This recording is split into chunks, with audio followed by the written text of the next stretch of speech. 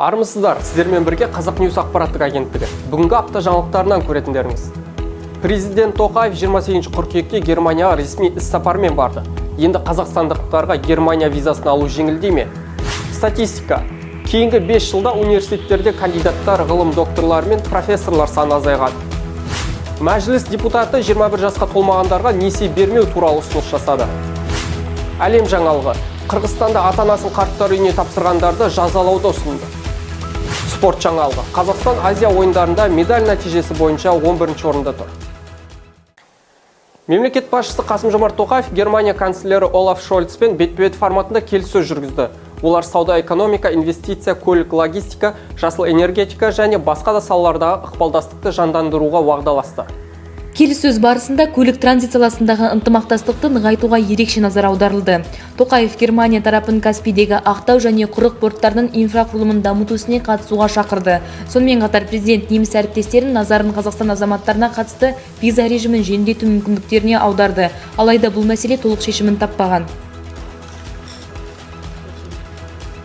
Ұлттық білім беру директор қоры кейінгі 5 жылда Қазақстанда ғылыми дәрежесі бар жоғары оқу орнында қызметкерлер санының төмендегенін көрсетті.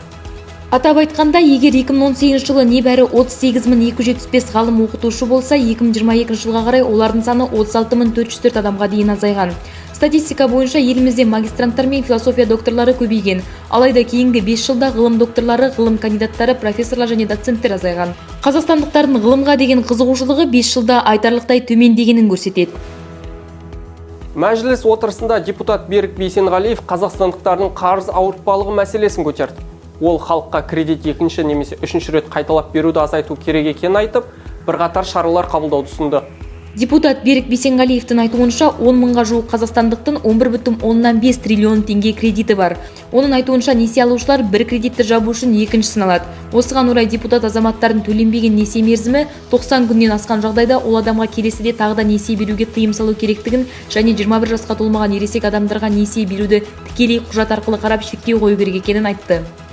Қырғызстанда ата-анасын қарттар үйіне тапсырғандар жазалануы мүмкін. Мұндай ұсынысты көрші ел депутаты Тазабек Икрамов енгізген. Қырғызстанда қарттар үйіне орналасып жатқан қарттардың саны артқан. Балалары өзі жүктелген ата-аналары үшін жауапкершілігін орындамайды. Осыған байланысты ата-анасын қарттар үйінде қалдырған үшін бір ересек адамға айыппұл мөлшерін 50 мыңнан 100 мың сомға дейін ұлғайту туралы заң жобасы қабылданған. Мұндай норма қылмыстық кодекстің 79-ші бабында көрсетілген. Айта кетейік, 100 мың қырғыз сомы шамамен 533 мың теңге. Қытайдың Ханчжоу қаласында өтіп жатқан Азия ойындарының қазіргі нәтижесі бойынша Қазақстан қоржынында жалпы 23 жүлде бар. Қоржындағы медаль бойынша 3 алтын, 3 күміс және 17 қола бар. Айта кетейік, жарыс 8 қазанға дейін жалғасады.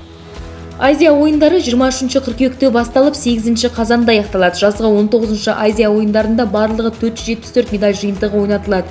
Бұл жарысқа біздің еліміздің атынан 500-ден астам спортшы қатысуда. Олар 30 спорт түрінен, оның ішінде 8 спорт түрінен олимпиада лицензиясы үшін сайысқа түседі. Осымен апта легі тәмам. Қазақ Ньюс ақпараттық агенттігінің әлеуметтік желілеріне жазылуды ұмытпаңыздар. Сау болыңыздар.